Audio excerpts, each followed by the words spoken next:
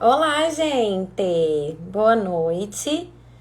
Então, hoje nós vamos estar com a incrível doutora Renata Machado, que é endócrino infantil, infanto-juvenil, e ela é docente também da Universidade Federal de Goiás, doutora em ciências da saúde, mestre em genética, falando sobre baixa estatura, que é um assunto que eu sei que preocupa enormemente os pais e traz muita ansiedade mesmo, porque eu vejo assim que logo nas primeiras consultas os pais já perguntam, doutor, e aí? Será que ele vai ser alto? Será que ele não vai ser?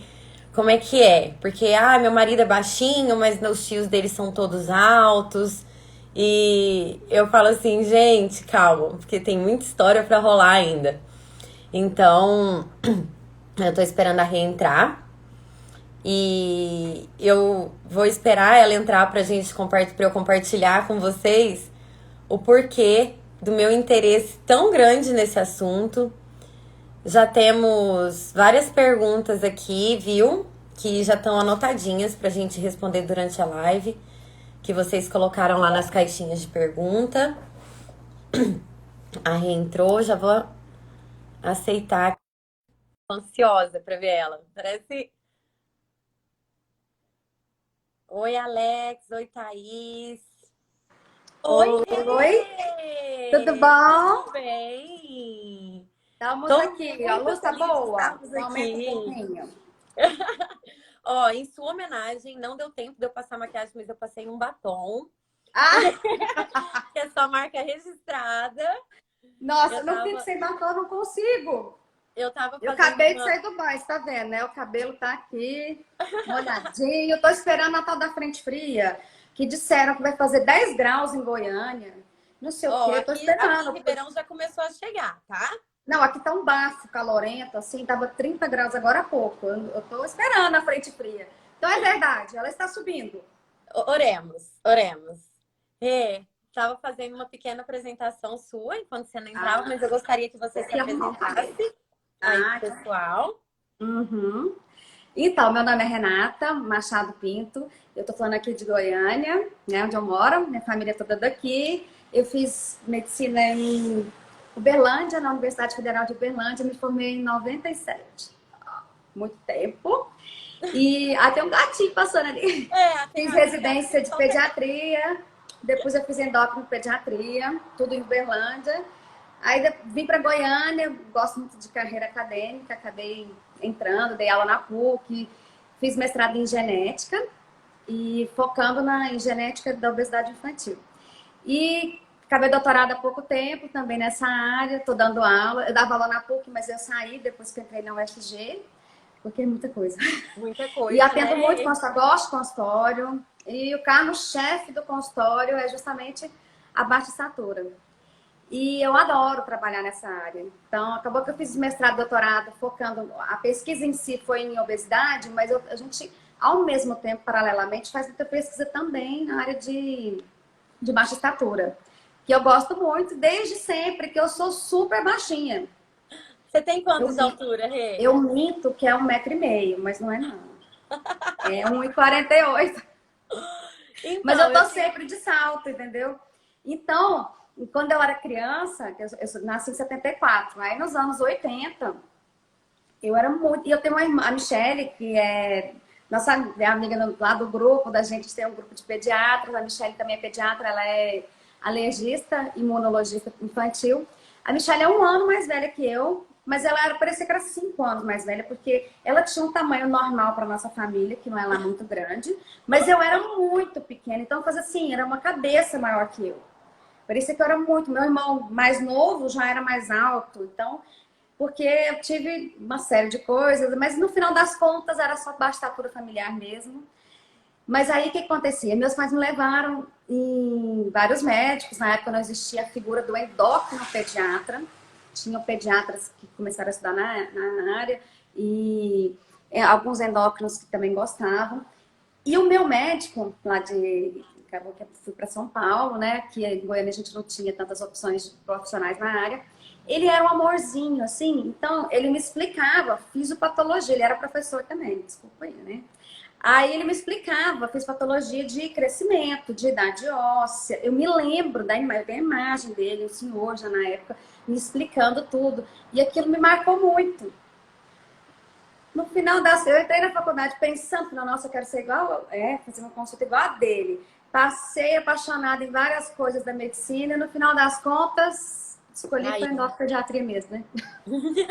Então, antes de entrar, eu falei que eu tinha uma história que eu até queria compartilhar com você também, que é também de baixa estatura. Eu sou baixinha, né? E assim, a minha família é uma Você vai família ter de que contar italianos. quanto que você tem. Eu te Eu, contei. eu tenho 1,57 m e Você é meio. grande para Eu vivo mim. pelo meio. Então, minha família é uma família. Minha família, por parte de mãe, é uma família descendente de italianos, então todos são muito grandes. Só pra você ter noção, eu tenho um tio que tem 2,3 m. Nossa, é. Minha mãe tem 1,78 m. São todos muito grandes, Nossa, entendeu? então para sua família realmente você ficou Exato. menor. E minha mãe era aterrorizada com isso. Ela falava assim, nossa, tanto que ela até brinca, ela falava assim, Natália, quando você for ter filho, casa com homem grande, que eu casei com seu pai, olha o que que deu. Meu pai Mas seu pai tem quanto de altura? Coitado do seu pai.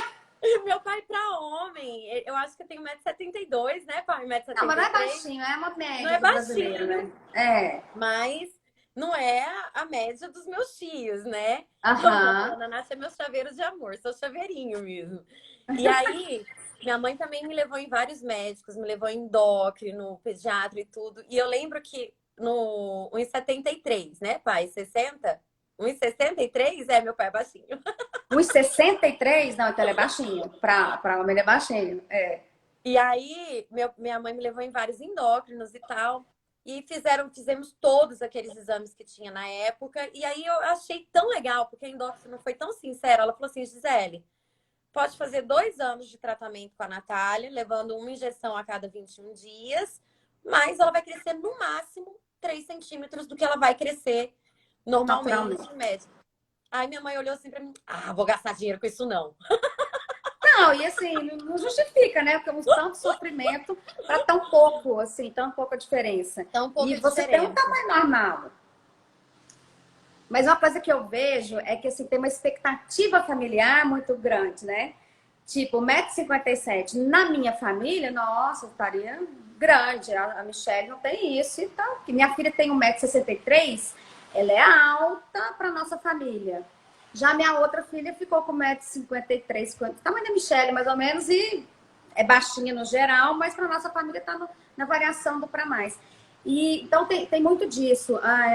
O que a família acha como normal, existe uma pressão muito maior nos meninos do que nas meninas, mas tem famílias que acham que a mulher de 1,60 m é muito baixinha. Depende. O que é baixa Exatamente. estatura, então, afinal de contas, né? O que que é baixa estatura, então? Um dos critérios é justamente esse, não do que a família acha, mas do que a família tem de potencial genético. Então, a gente faz uma continha, tamanho do pai, mais o tamanho da mãe, tudo em centímetros. A gente adequa o tamanho, essa conta, se é homem ou se é mulher. Então, eu somo 13 se for homem, ou eu vou diminuir 13 se for mulher, divido por 2 e dá um número. Esse número é o TH, que é o Target Height, que a gente gosta de nome em inglês. Ou Povo alvo aqui. parental, ou no Os hormônios é tudo em inglês, a brasileirado. gente gosta de inglês. E o que a gente faz com esse número? Bota no final da curva e a gente vê que aquele número ali sinaliza qual que é a curva que essa criança deveria estar. Nem todo mundo tem que estar no percentil 50. Os seus tios estão lá em cima, de certo povo é tudo grande, e o normal da família da sua mãe é lá em cima. Já o normal do seu pai é lá embaixo. E você ficou no meio do caminho ali. Eu fiquei no inferior do meu pai. E isso E a eu gente já converso considera muito. 5 centímetros para mais ou para menos, né? É, Então, isso assim, vendo a estatura familiar, ela é muito importante mesmo. e eu converso muito com as minhas famílias sobre isso. Eu falo assim, quando eles vêm com aquela ansiedade, ai, doutora, será que eu tenho que procurar um endócrino, tudo? Eu acho ele baixinho. Eu falo, vamos ver como é que tá a curva dele no alvo parental. Porque a gente tem muitas crianças que elas têm um ritmo de crescimento normal, uma velocidade de crescimento normal, mas elas estão lá Uhum. na curva inferior, mas é a curva alvo delas. Delas. Então a gente não tem muito o que fazer aí. Entrando um pouco nesse assunto, Rê, tem como, por exemplo, a gente tratar uma criança porque os pais acham que o alvo parental deles é baixo? Tem algum Um benefício nisso? tratamento estético. Isso que você está Isso. perguntando. Aham, então, até tem, mas principalmente para meninos.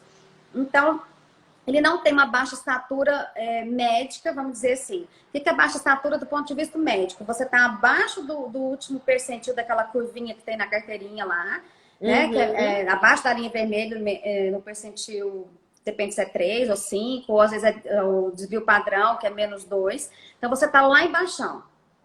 Ou você estar abaixo do esperado para a família, mas não é o que a família acha, é aquela Acho. conta que você fez. Então tem isso também. Às vezes a família tem uma expectativa muito alta, né? E se a criança vem caindo, então a velocidade vem caindo, a gente tem que investigar também. De repente você tem uma questão dessa, olha, tá tudo normal, mas eu quero ficar maior. Tem jeito? Em termos. Então, a gente tem sempre que lembrar que a pessoa tem uma variação dessa genética, né? Desse potencial genético. Então, se o potencial genético é 1,70 m, é entre 1,65 m e 1,75 m. Se ele está indo mais para 1,65 m, vamos chegar mais para 1,75 m. Então, tem como eu melhorar dentro Entendi. do perfil? Ele tem. Passar, eventualmente, mas aí nunca se vai pedir um hormônio de crescimento para o governo assim, dessa forma, né? Isso tem muita Não pressão. libera, né? Não libera, e assim, eu nem acho justo, porque né, tem pessoas que têm baixa estatura mesmo, né? E nem sempre é possível também. Se eu der uma dose louca, vai crescer muito? Vai. A gente vê isso quando tem tumores, por exemplo. Tem tumor que produz hormônio de crescimento, a pessoa fica com 3 metros não, isso assim, 2 metros de altura, a família é mediana, então o que as doenças mostram, né? Que se você tiver muito hormônio de crescimento, esse potencial genético ele vai ser quebrado. Vai. Só que a pessoa que tem gigantismo na infância, ela tem vários problemas de saúde que vêm junto. Então, eu não vou fazer uma dose doida que vai me equiparar com uma pessoa que tem um tumor cerebral que eu quero deixar ele grandão. E tem gente que faz essa pressão para fazer isso. Então, não. Então, dentro de uma possibilidade de uso de doses, entre aspas, normais, para a gente dar uma Uhum. empurrada, é possível? É. É possível, você vai ter um efeito mais ou menos, depende de cada situação, depende de como é que está a idade óssea, como é que está a puberdade. Quanto mais atrasado tiver, mais tempo útil você tem de crescimento. Mais tempo útil você tem, né? Nos meninos, você tem uma chance ainda de ganhar um pouco de tempo, bloqueando o fechamento do osso. Ai, por que não pode nas meninas? Não é machismo, feminismo. Vamos explicar isso. É porque, Ninguém assim, tá na querendo química, fazer, né, hierarquia aqui, não, não. assim, ó, na química é assim, o colesterol se transforma nos progestágenos, progesterona e os parentes da progesterona, que viram hormônio masculino, que viram hormônio feminino. Todo mundo passa nesse ritmo. E quem é que fecha o osso? Vai lá e cola o hormônio feminino. Então, se você tem muita transformação de masculino para feminino, vai fechar mais rápido. E a gente pode bloquear essa enzima que chama aromatase. Então, tem os remédios que chamam bloqueadores de aromatase. Letrozol e anastrozol, que a gente pode fazer isso. Quando é uma marca boa, tal, o primeiro ano de uso não anda nada. Se você usa no horário certo, no momento certo, de 13 anos e meio de idade óssea, você deixa essa idade óssea parada bem no momento do pico de estirão de crescimento. E se você aproveita bem esse um ano, dá para dar um up, né? Nas meninas, a gente não pode fazer isso, por quê? Se você bloqueia a conversão de testosterona em estrógeno, você vai baixar o hormônio feminino, subir o hormônio masculino. E aí vem os efeitos colaterais. Os meninos também têm, mas para eles, ok. Já ia acontecer mais para frente, acontece antes. Então, aumento de pelo, voz mais grossa, a musculatura mais masculinizada. Nas meninas pode haver crescimento de clitóris. Então, a gente não vai masculinizar uma menina só para ela ficar mais alta.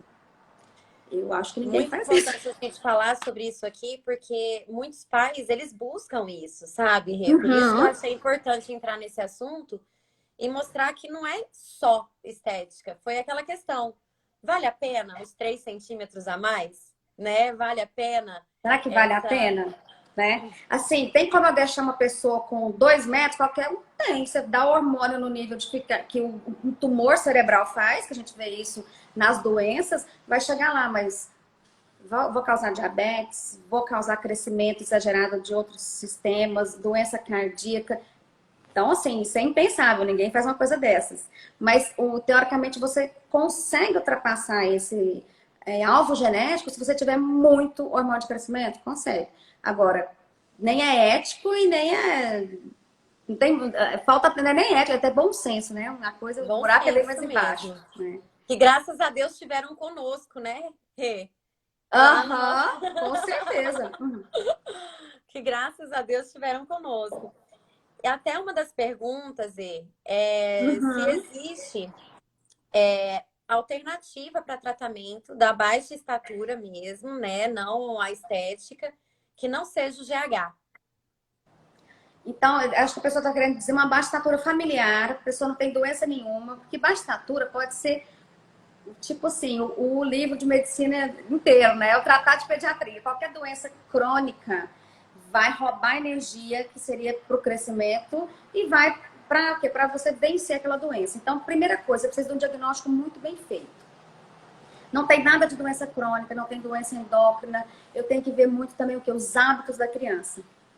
Então, gente, mas é muito, muito sério. É a coisa que eu mais falo no consultório, eu já até cansei 1000 vezes. É a minha receita que eu mais produzo, é hábitos de vida saudáveis. Então, tem que dormir cedo, comer direito, fazer esporte. Sem isso aqui, não tem nem hormônio de crescimento, nem nada vai adiantar. Até quem toma hormônio, você começa a fazer tudo errado, ele não funciona.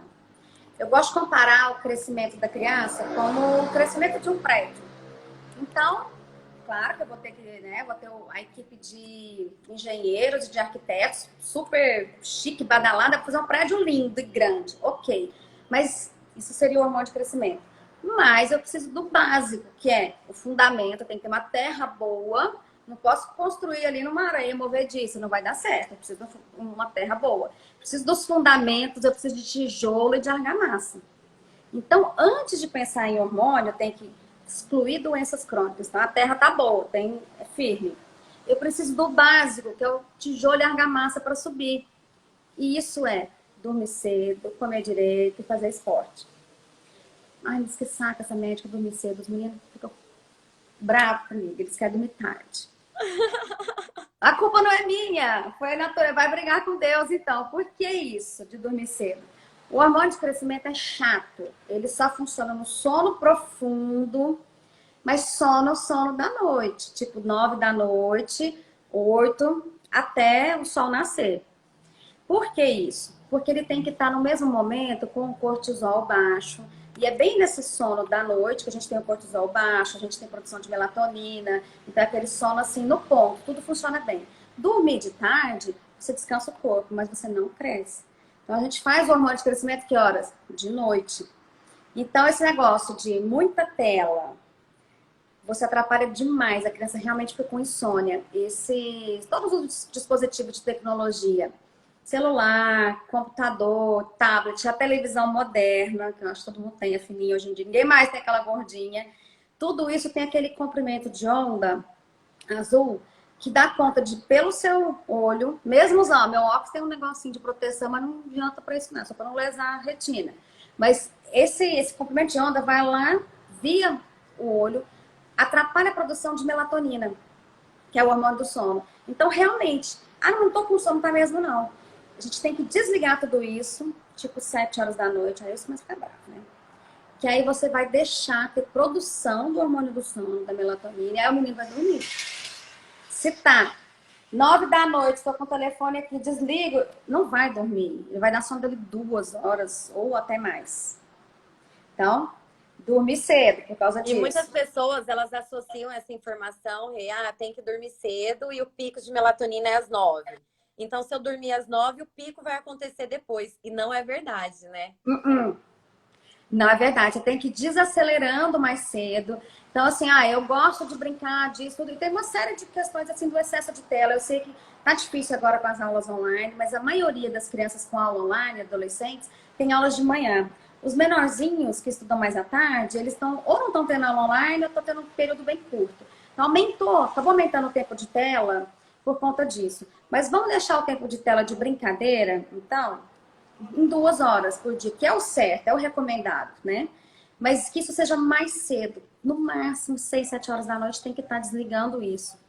Depois disso, luz amarela, vamos ler livro, jogo de tabuleiro, conversa, qualquer outra coisa, menos alguma coisa que tenha essa luz ali. Aí vai dar sono. Se faz exercício, ele vai ficar mais cansado também. Quem dá uma malhada boa, você vai dormir muito melhor. Isso é todo mundo.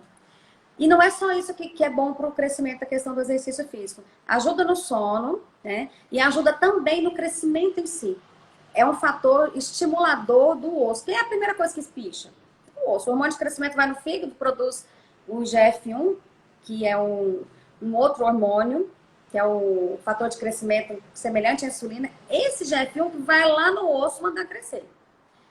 O osso espicha, o resto acompanha. E espicha não só pelo hormônio de crescimento, tem que ter vitamina, mineral, ter os efeitos parácrinos ali, e eu tenho que ter o que? Impacto. Então, o exercício, ele gera essa energia mecânica do exercício, contribui para você crescer bem lá de noite no seu sono. É o que a gente fazia o dia inteiro, pular corda, correr, etc. Esse exercício com impacto é importante. Não tem que ir para academia especificamente. É que os meninos estão tão presos, né? Antes eu até mandava todo mundo para a rua, agora eu nem posso mandar por conta da quarentena. Mas você tem que dar um jeito de fazer um momento de exercício.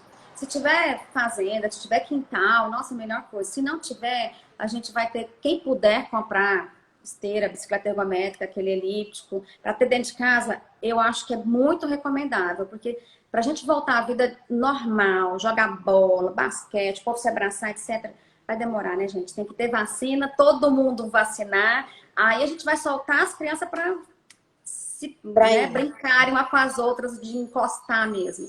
Até lá, não posso deixar esses meninos sem o impacto do exercício físico. Tem que malhar. E isso até foi uma das perguntas que tinham deixado lá na caixinha, que é, você respondeu lindamente, só para complementar, que se a estatura só é definida por genética ou existem influências externas. E eu gostaria só de complementar, dando um exemplo que eu dou para os pais mesmo no consultório. Eu falo assim, ó, cada um nasce com seu máximo potencial. Vamos dizer que agora a gente está falando do alvo parental. Então, ele tem o máximo potencial dele. Para eu alcançar aquele máximo potencial, eu tenho degraus a subir. Se eu vou chegar naquele máximo, vai depender dos estímulos que eu estou recebendo para subir cada degrau. Então, foi o que você falou, né? Um sono adequado, um ritmo de sono ok, uma alimentação variada. Alguém perguntou ali se o tratamento é só o GH ou tem vitaminas. Gente, não adianta plantar semente boa em solo ruim. Lógico, Exatamente. o tratamento ele vai ser influenciado pela sua nutrição, pelo seu estado nutricional. Com certeza, com certeza. Então, a gente tem que equilibrar isso. Foi o que a Rê falou perfeitamente lá no começo. É um pool, né, de fatores que ele pode influenciar. Então, assim, se o meu máximo potencial é 5, o da Rê é 3... Tipo isso. Tô pegando meus 10 centímetros a mais, Você né? tá se achando alta perto de mim, é tudo bem. 10 centímetros a mais. Então, se o meu é 5, da Rê é 3, a gente só vai ter conseguido alcançar aquele máximo potencial se todo o mais tá ok. Porque eu posso ter uma criança que tem um alvo parental, por exemplo, de 1,80 e ele ser muito, muito pequeno. E outra coisa, o alvo parental, a gente fala assim que a gente dá um número, mas na verdade uma faixa. Então, é uma faixa de 10 centímetros. Então, eu tenho 5 para mais, 5 para menos. Então, às vezes, filhos de mesmo pai e mesma mãe, dá uma diferença grande por hábitos de vida de cada irmão ali. Pode cada um ter, entre aspas, puxado uns genes mais para cá ou mais para lá da estatura. Mas muito por hábito de vida. E também a questão de doenças na infância. Não só na infância, essa modelação da sua genética começa lá na gravidez. Então, o que esse bebê recebeu de nutriente, de estresse ou não estresse, tudo que aconteceu na gestação já começa a interferir. Já existe uma programação do metabolismo lá na vida intrauterina, que Eu às vou vezes até a gente aproveitar e nunca mandar um beijo recupera. para nossa Nutri maravilhosa, que acabou de mandar um sorrisinho aí, a Rafa. Ah, que bonitinha. Ela é lá, Aham. lá do Instituto e ela trabalha muito com isso, com programação metabólica mesmo, desde a saúde da mulher e passando por toda a área infantil. Então, assim, é muito importante a gente falar sobre isso, gente. Eu falo que a alimentação, ela foi muito pouco valorizada por muito tempo, porque a gente tinha aquela questão assim, ah, eu como bem. O que é comer bem? É não tomar refrigerante? É não comer fritura? Não, gente, é muito além disso, tá? E o que a Rê falou aí entra dentro do conceito que a gente fala dos 1.000 dias da criança. Se eu tenho uma boa gestação, eu já estou programando todo esse metabolismo. E quando a gente fala isso, é muito verdadeiro. Porque, assim, o que a gente sabe hoje, né, Rê, que 80% dos nossos genes, eles são ativados ou desativados por fatores externos, por fatores Exatamente. ambientais. Você vê, a gente não está preso na genética. A genética te dá umas possibilidades. Se você vai ficar mais para cá ou mais para lá, depende muito. Depende da nossa avó. Até tem algumas coisas que passam de geração para geração, esse metabolismo ali. Isso mesmo, antes mesmo de engravidar, a gente já tem que estar pensando em como vai estar meu milieu ali intrauterino para esse bebê. Tanto o excesso de calorias, excesso de nutrientes, excesso de glicemia, então esse bebê fica grandão, ele nascer giga, não é saudável, e nem ele nascer pig, que é o pequeno para a idade estacional. E esses bebês pigs, eles nascem, eles têm que ser seguidos muito de perto, eles nascem com uma série de chances de ter uma saúde pior. Do ponto de vista do crescimento, que é o foco da nossa live aqui, esses bebês pequenininhos, eles têm que recuperar na curva até 4 anos. Se até 4 anos eles não chegaram na curvinha que é o da família, aí está indicado um hormônio de crescimento, senão eles não vão chegar naturalmente. Tá, conseguiu chegar sem ter que usar hormônio. Mesmo assim, tem que ficar de olho. O que esses meninos podem fazer? Não todos, mas muitos fazem. Chega próximo da época de vir os hormônios sexuais, eles fazem uma pubarca, que é os pelos pubianos, que vem da glândula suprarrenal, muito rápida. Podem fazer uma puberdade muito rápida. Às vezes não começou antes da hora, mas vai rápido demais. Não dá tempo de fazer aquele estirão, né? E o estirão, na verdade, maior não é o da puberdade. O grande estirão é o primeiro ano de vida. Você cresce 25 centímetros. O estirão da puberdade, o menino vai crescer 30 no estirão inteiro. O máximo que ele cresce por ano é 12 centímetros. A menina vai crescer 25 no estirão inteiro, 2 anos e meio. Dá para crescer entre 8 e 10 centímetros. Então, um mito que também tem é, não, chega na adolescência, cresce, depois ele cresce. Não é bem assim. E crescimento não tem depois. No sentido de que o osso fechou, acabou. Então a gente tem que ficar de olho. Começou a não ir bem na curva, tá descendo na curva, tá afastando do esperado para a família. Você tem que investigar. Faz uma idade óssea, porque se você perde o timing do tratamento, ai, aí é tão triste que você vê no consultório às vezes. Ai, meninos choram quando você fala não tem mais jeito. É muito. E assim, não tem mais jeito. Não Na tem o que verdade, fazer, né? tem, mas para casos extremos, né? Tem uma cirurgia que você, tipo assim, você corta o osso, espicha o osso, é feito para condroplasia, né? Eles também têm uma desproporção, então faz aqui na parte do braço também, para ficar mais proporcional. A Então, da para casos condroplasia eu assim, de baixa sabia, agora estatura eu tô querendo ver. extrema. Mas tem gente que faz por estética. É meio, eu acho meio Gente, louco, assim, mas é feito. Tem gente que a repercussão emocional de não estar mais ou menos igual aos parentes é tão intensa que ele prefere ter esse sofrimento, porque é um sofrimento. Você vai fazer uma fratura do seu osso, vai ficar com aqueles fixadores externos, vai doer, você pode, não vai ter que ficar sem ir na escola se for adolescente, criança, até criança faz também, né? Ou quando adulto vai ficar um tempo sem trabalhar, você não pode andar, dói pra caramba, é caro pra caramba, mas dá pra ganhar 10 centímetros.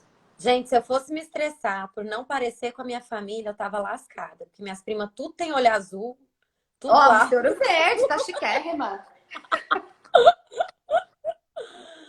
Ó, até uma pergunta que surgiu que eu achei super interessante perguntarem isso, é que se o nanismo ele é identificado ao nascimento ou só após o desenvolvimento da criança. Hum. A gente tem Então, vários tipos de nanismo, na antes de mais verdade, nada, né? tem vários tipos de nanismo. Nanismo quer dizer uma baixa estatura extrema, muito importante. E o cabelo tá secando. Então, eu acho que Aqui. deve estar falando da acondroplasia, que é o nanismo acondroplásico, deve ser isso. Que é aquele, entre aspas, o anão. Que além de ter uma baixa estatura muito importante, é um problema ósseo, né? Então, existe uma desproporção dos membros, tanto as pernas quanto os braços são bem pequenos, principalmente a parte proximal, que é a coxa e o braço, pezinhos e mãos são menorzinhos, a cabeça é desproporcionalmente grande, tem problemas na coluna, pode ter problema aqui na junção da cabeça com a coluna, e isso não é só estético, pode dar problemas graves, tem uns que eles fazem uma compressão ali dessa região e tem que fazer até cirurgia. De Tem problemas hipertensão otorrino, intracraniana, hipertensão né? intracraniana, pode ter compressão aqui do forame magno. Então, uma doença ou uma condição que traz vários comprometimentos de saúde, né? E esse nanismo, você pode, na verdade, o diagnóstico é intrauterino. No ultrassom já dá para ver. Aquele ultrassom de morfológico não, de translucência nucal com 13 semanas, ele já te dá uma pista que tem alguma coisa. Então, na translucência nucal, já dá para ver quando tem alguns tipos de síndrome, entre elas a condroplasia também. Tem a hipocondroplasia, que parece com a condroplasia, mas os sintomas são mais leves e a estatura é um pouco maior. E tem, por exemplo, o nanismo hipofisário, que é a deficiência de hormônio de crescimento. Também chama nanismo. O nanismo é a falta do hormônio de crescimento, levando a uma estatura muito intensa. Então, nanismo tem um monte de coisas. Tem por displasias ósseas, mas eu acho que essa pessoa tentou falar da condroplasia. Qualquer coisa, Uhum. responde É. aí. E, ó, tem uma pergunta aqui da Eliene, se a amamentação influencia na produção de GH. Aproveitando que a gente está aí no agosto Ah, dourado. então, no arroz dourado, então não influencia no GH, mas influencia na programação metabólica e no crescimento da criança. Então, não vai mexer lá na hipófise, produzindo GH, não é por aí. E você sabia que, na verdade, na primeira infância, bem bebezinho, tanto intraútero quanto assim que nasce, o GH não é o mais importante para crescer, é a insulina, é o IGF-2, não é o IGF-1, então é um pouco diferente. Crescimento não é só GH. Claro, GH é muito importante. Antes a gente tinha essa ideia de crescimento, hormônio de crescimento. E tem esse nome, né? Então fica assim, parece que ele é o único. Ele ficou como sendo o chefão. Ficou. É porque é muito evidente o efeito dele no crescimento, mas ele não serve só para isso. E para crescer, não basta ter só hormônio de crescimento. Você tem que ter uma série de coisas juntas, né? Uma série de coisas juntas. Inclusive, o crescimento intrauterino não é o GH que é o mais importante. Crianças que têm deficiência de GH, só quando é muito grave, ela nasce pequenininha. Na verdade, ela geralmente nasce normal e se vai manifestar mais pra frente. Então, é o ambiente total, a falta de outras doenças crônicas e mais um monte de coisas. Por exemplo, falando de hormônio aqui, o hormônio tiroidiano, que é bem famoso também, ele mexe no corpo inteiro. Se você não tem hormônio tiroidiano legal, você pode ter GH o tanto que for. Suas células não vão responder bem, você não vai ter um crescimento bom, vai ter aquela queda na velocidade de crescimento também. Se você tiver excesso de glicocorticoide, tanto por medicação ou uma produção por doenças, que chama Cushing, você também não vai crescer direito. O negócio é... Se você tiver problemas uma do orquestra cálcio, vitamina metabólica. D... Uhum. Eu falo que é uma Crescer orquestra bem, metabólica. crescer bem é um atestado de super saúde. Não crescer bem pode ser um monte de coisa. Mas Quando eu mostro lá na aula que é um quadro assim, desse tamanho, tipo assim, tira foto da capa do tratado de pediatria, que é tudo, pode ser qualquer coisa. E é mais ou menos isso mesmo. Então a gente tem que direcionar cada criança dependendo da clínica, da história e tudo mais. eu até acalmo alguns pais com essa questão do crescimento, porque acontece muitas vezes, porque eu não sei da onde que tiraram que toda criança tem que ganhar Até 3 meses, 20 gramas dia, igual todo mundo, independente da família que seja, Ai, independente da gente, esses alimentação que números, seja, pelo amor de Deus. É. né? Então, aí eu viro pra eles e falo assim, ai, mas ele não tá desnutrido, ele é tão magrinho. Eu falo, você acha que uma criança desnutrida ia conseguir crescer 4, 5 centímetros no mês? Você acha que o nosso corpo não é inteligente o suficiente para falar, epa, eu não vou gastar energia com coisa que não vai me fazer viver. Eu tenho que sobreviver. Quando a gente vai sobreviver, a gente não deixa energia para Uhum. crescer. Não é verdade? Tanto é que muitas vezes falam assim, ai, esse menino não come, por isso que ele não cresce. Não, ele não cresce, por isso ele não come. Se ele não cresce, eu não preciso de muito nutriente para manter um corpinho de criança desse tamanho. O que faz a criança ter tanta fome? Que está crescendo. Então, às vezes é o contrário. Se forçar a comida demais, vai ficar gordinho e muito pequeno. E isso é verdade. Aí eu falo assim, ah, doutora Inês, eu falei, não, pensa, para manter um corpinho desse tamanho, você não precisa de muita energia. Por que a criança come tanto? Porque está usando para crescer. Exatamente. A gente tem E, aquela fase de crescimento lento uhum. da infância, né? Que coincide com a fase de seletividade alimentar, de pouca aceitação alimentar.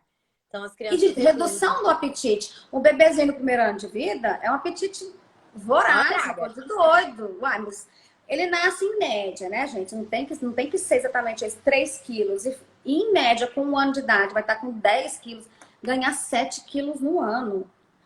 E proporcionalmente a quem tem 3, não, é uma coisa assim fora do comum. Nunca mais vai acontecer isso. E ele Nunca mais. tinha 50 centímetros, vai crescer metade. Imagina, num ano eu crescer metade do que eu sou. Isso é um absurdo, é muito, é muito. Então, assim, elas estranham muito, mãe de primeira viagem principalmente, que no segundo ano o bebê come menos. Ou você tem 2 filhos, o bebê de 9 meses come Tá mais do que comendo o mais menino do de que o de 2 anos dois e anos. meio. É, mas ele está crescendo muito mais, ele está engordando muito mais, ele está no auge desse crescimento que é o primeiro ano de vida. No terceiro ano de vida já baixou e vai entrar naquela estabilidade até que vai subir de novo na adolescência. Então a gente tem que conhecer essa fisiologia, porque senão fica meio, né, estressado demais. E uma coisa que eu queria chamar a atenção aqui: o que se espera de uma criança que tem uma obesidade só por excesso de alimentação? Só não, né? Mas todo Ó, estilo de vida, mas que não tem doença endócrina, não tem síndromes, é que ela vai engordando, ela vai crescendo bem. Se essa criança está engordando ao mesmo tempo que está tendo queda no percentil de estatura, tem doença, tem alguma coisa. Além da ótimo, Rê. obesidade em si. Então a gente tem que pesquisar. Então isso é um sinal de alerta muito importante para os pais. Não se espera que a criança pequenininha vá engordando. Se está engordando muito, se esperaria que ela fosse crescendo mais. Não que vai ficar gigante porque está obeso, porque depois para de crescer mais cedo também, né? A coisa compensa. Acaba Isso, eu tô voltando até pro anotando TH aqui. ainda, tá? Tô perguntando aí. Eu falei, tô até anotando aqui para fazer o resumo da live depois, porque eu achei muito importante isso que você falou. Importantíssimo mesmo. E já que você entrou nessa questão, Rê, eu falo assim, foi como eu coloquei lá na chamada da live. Muitos pais me procuram depois de já terem passado por outros pediatras, porque eles ficam ansiosos com essa questão da estatura. E a queixa é assim: ah, a gente já foi em vários pediatras, mas ninguém deu importância. Falaram que ele, não tá crescendo, tá isso e aquilo. Então, assim, para os pais e para os colegas pediatras, quando a gente deve valorizar a queixa de baixa estatura e investigar? Então vamos lá nos conceitos clássicos, né? Quando tiver abaixo do último percentil, que pode ser percentil 5, percentil 3 ou o Z-score -2. Então esse é um critério. Quando tiver abaixo do TH ou do canal familiar, então a gente faz aquela continha, considera mais ou menos 5 centímetros lá no final da curva e ele vai dizer se essa criança tem que ter uma altura alta, média ou se é mais baixo mesmo. Ele está abaixo do esperado para a família, eu preciso investigar o que está acontecendo. Às vezes é só um perfil de crescimento mais lento, mas eu tenho que dar uma investigada nesse momento. E se ele ainda não está abaixo dali, mas está com velocidade de crescimento baixa, ou seja, está caindo nos percentis. Não necessariamente isso aí vai sinalizar doença, mas são os três critérios que me diz eu tenho que investigar. E tudo começa com, claro, uma anamnese, um exame físico que vai te direcionar para um lado ou para o outro. Muito importante saber a idade que a mãe menstruou, e é uma coisa que quase toda mulher sabe, praticamente toda. Não mando perguntar para a avó. A idade que o pai ficou rapazinho, isso eles já quase nunca sabem, mas por quê? Existe um perfil de crescimento mais lento que chama retardo constitucional de crescimento e puberdade, que a criança dá uma desaceleradinha com 3, 4 anos, cai um pouco na curva, você vê que está com 2 critérios ali, que pode ser doença, mas não é doença. Depois ela vai nessa curva paralela, ao mesmo tempo o osso atrasa, ela funciona como se ela fosse mais jovem. Então, são aquelas meninas que vão menstruar bem mais tarde que a média, são mais magrinhos, os meninos com rapazes mais tarde, o pico do estirão deles é bem mais tarde. Então, tá lá que eles estão com 18 anos, estão crescendo o restinho. Nem todo mundo cresce até 21 anos, isso é mito. Cresce até, fecha o crescimento com 18 anos do osso. Tem gente que acontece isso com 15 anos, tem gente que com 20. E o pico do crescimento do menino é 13 anos e meio, do osso. Da menina é os 12, 11 anos e meio, 12 do osso. Então, a idade do osso é que me diz o ritmo e a perspectiva de crescimento da criança, não é a idade cronológica. Então, sempre eu vou ter que ter uma idade óssea se eu estiver investigando. E dependendo de cada caso, nós vamos fazer hormônios, né? Tireoidiano, pesquisa de hormônio de crescimento, ou, de repente, pode ser nada disso, uma doença celíaca e eu preciso tirar o glúten. Pode ser um monte de coisa. Então, a gente tem que ver cada caso, né? Tem algumas síndromes que podem se manifestar só com baixa estatura, como, por exemplo, a síndrome de Turner. Baixa estatura é um mundo de Um coisa mundo ali. de opções, né? Um monte de opções.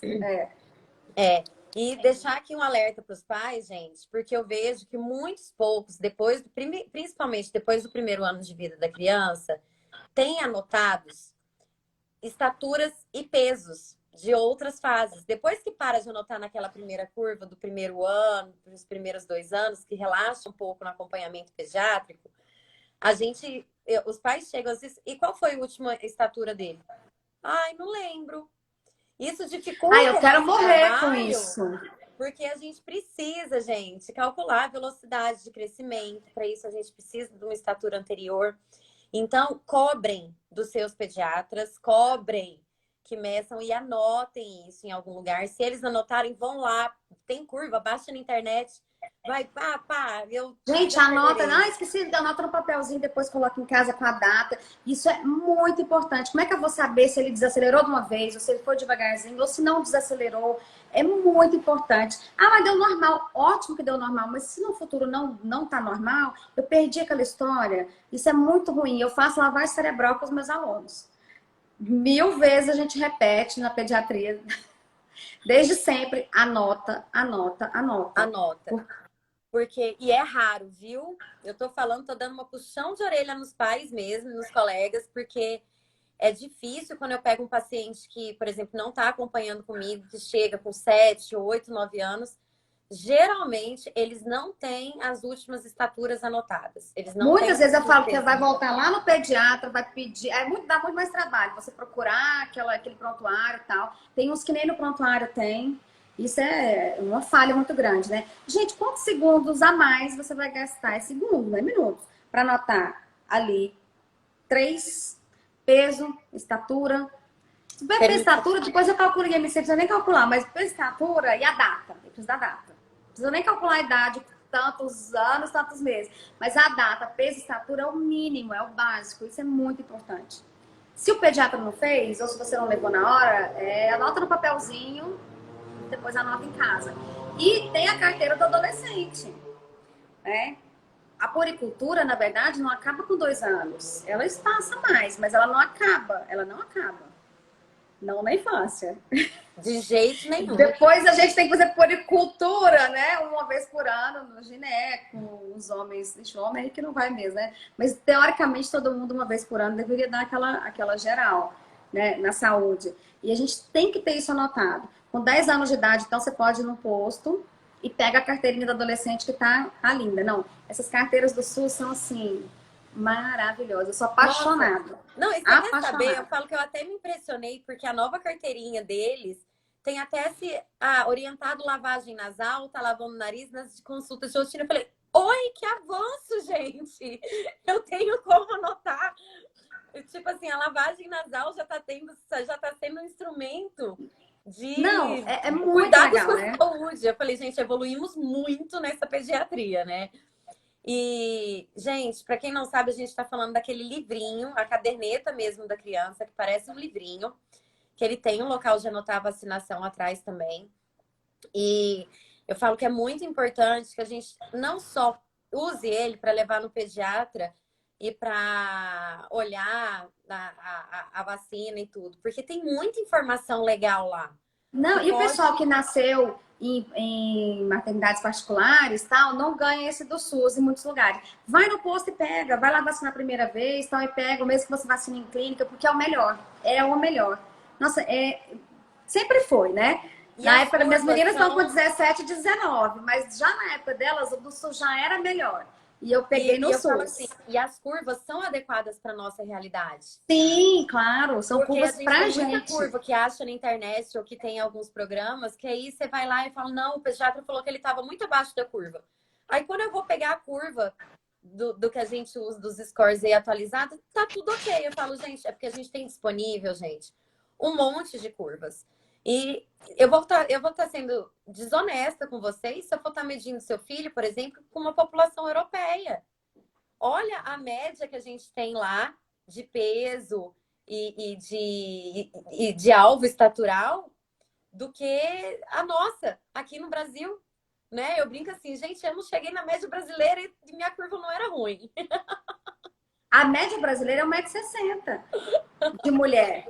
Mas os alemães, mesmo tão alemães, os holandeses são os maiores, muito, mas muito maior. E nós estamos, na verdade, até tem um post um pouco mais antigo, eu comparo as curvas e o tamanho médio dos adultos em vários países. E o Brasil está bem na média do mundo. Então nós não somos baixinhos, nós somos na média.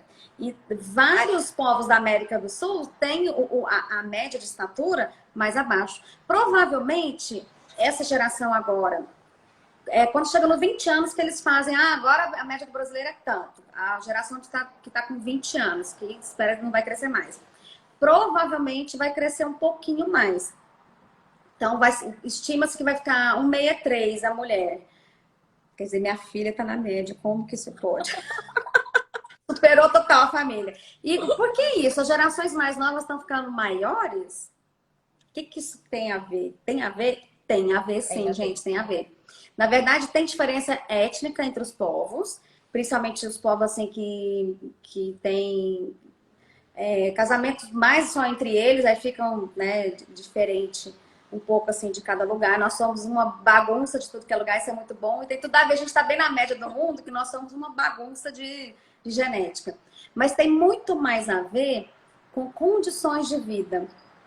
Então, se você observar em muitas famílias, a gente vê que a vovozinha, aí vem a segunda geração e vem uma terceira geração. Claro, são pessoas diferentes, tem ali os outros parentes entrando, mas isso é muito comum. Quanto mais jovem a geração, maior. Mas isso não é genética que mudou. Não se muda o pool genético em 2, 3 gerações, não é isso. Mas condições de vida. Então, essa vovó desse tamanho tem uma filha que é 10 centímetros maior que ela, nossa, não era para ser mais ou menos parecido, é porque, na verdade, aquela vovó não teve todas as vacinas que a filha teve, porque até nem tinha, não tinha tanto acesso. Conhecimento de nutrição, mas assim, deu um salto no conhecimento de nutrição. A gente tem hoje em dia Muito. reposição de ferro, de vitamina D, então não tem essas deficiências, tratamento precoce de uma série de doenças. Então, condições gerais de vida estão permitindo que as nossas gerações cheguem no seu potencial genético. Então, quando você tem uma geração e a outra está muito assim, provavelmente essa geração aqui não chegou no seu alvo genético. Então, não é que o alvo genético mudou, é que lá o pessoal dos anos 40, 50 não tinha tanto acesso até a tratamento médico mesmo, de antibióticos, antiparasitários, nutrientes, água encanada, o saneamento também. Então, essa melhora da qualidade de vida está fazendo a população ficar mais alta, chegar no seu potencial. Infelizmente, nós também tem coisas que eu tô sempre até com medo de que a gente pare esse processo nosso, porque agora nós estamos com tanta doença, entre aspas, nova, né?